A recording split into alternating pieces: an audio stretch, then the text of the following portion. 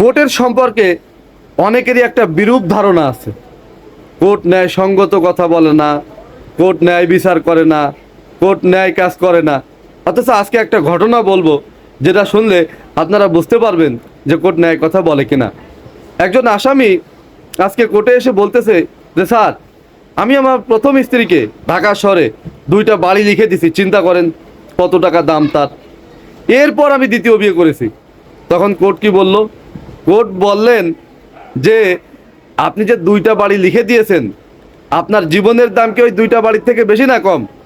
বলল যে ওই সম্পত্তির সাথে জীবনের কোনো সম্পর্ক নাই। তখন কোর্ট বললেন যে দ্বিতীয় বিয়ে করা মানে হলো এক প্রকার প্রথম স্ত্রীকে ডিভোর্স দিয়ে দেয়া। বিষয়টা কি দাঁড়ালো? আপনি দ্বিতীয় স্ত্রীর সাথে সম্পর্ক রাখবেন, তার সাথে সংসার করবেন, প্রথম স্ত্রীকে দূরে ফেলে রাখবেন, তার সাথে যোগাযোগ করবেন না, ভরণ পোষণ দেবেন না, কথা বলবেন না। তাহলে সম্পর্ক রাখার মানেটা কি? সম্পর্ক রাখার মানে হলো তার দেনমোহরের টাকাটা পেন্ডিং রাখা, তার খরচ না দেওয়া।